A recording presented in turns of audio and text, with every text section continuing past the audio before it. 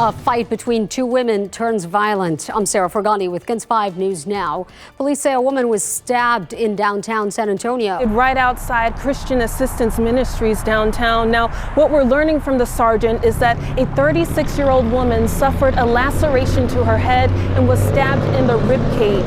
Right now, the suspect has been detained along with some witnesses. There was some sort of fight that broke out in the middle of the street between the two women. That's when the suspect pulled out an instrument that cut the 36-year-old victim along her head and stabbed her in the upper torso.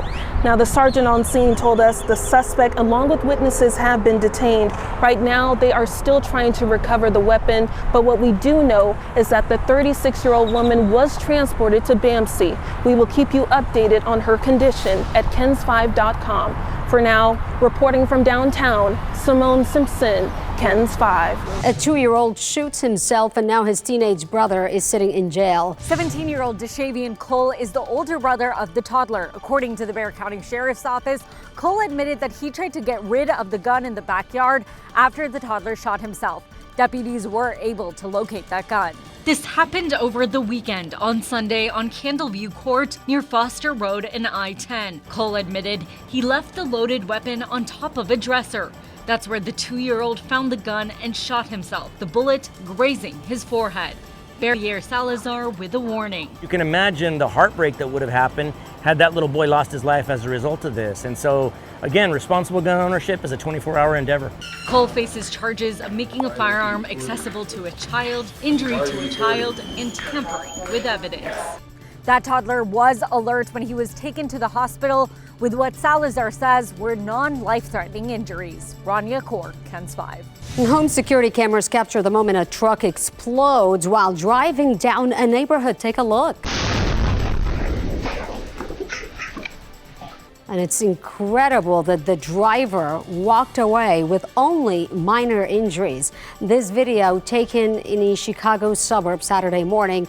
Investigators believe a propane tank in the truck was leaking. Police said the force of that explosion damaged 4 homes.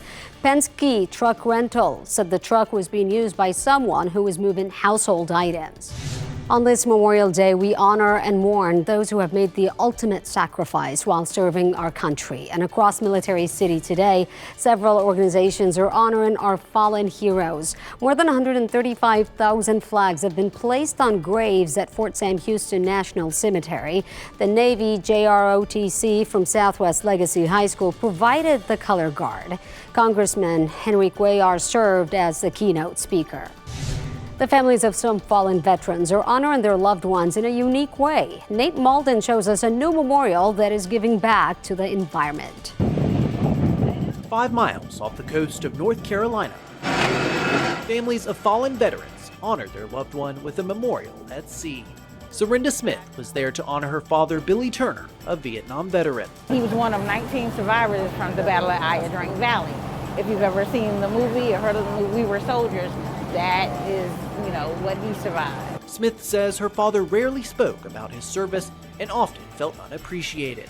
Now seeing her father honored is a touching moment. I really started to get emotional. I had been doing good the past few days. I got teary-eyed a few times, but today is like it started coming back. It's all part of the Veterans Memorial Reef, an artificial reef designed to become the final resting place for up to 2,500 veterans. Cremated remains are encased in stackable concrete markers before they're lowered to the seafloor. There, the markers will serve as habitats for marine life like crustaceans, corals, and fish. Veterans Memorial Reef founder and CEO Thomas Marcinowski says as national cemeteries reach capacity, the Memorial Reef serves as a new way to honor a loved one. He says it also gives families peace of mind, knowing their loved one will now serve in a different way.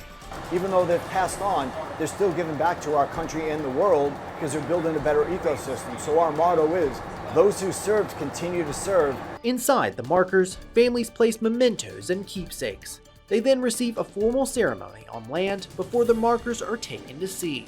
It takes a good 10 months, and we'll start planning next year's probably the middle of the summer. Some family members choose to come back as volunteers. Gene Heiser's brother, a Marine Corps veteran, was laid to rest last year.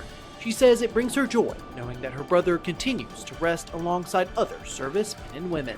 It means the world. It's very honorable. It's an amazing thing Veterans Memorial Reef is doing, and he's got new friends today. Honoring our fallen heroes today. And that's your KENS 5 News Now. I'm Sarah Forgany.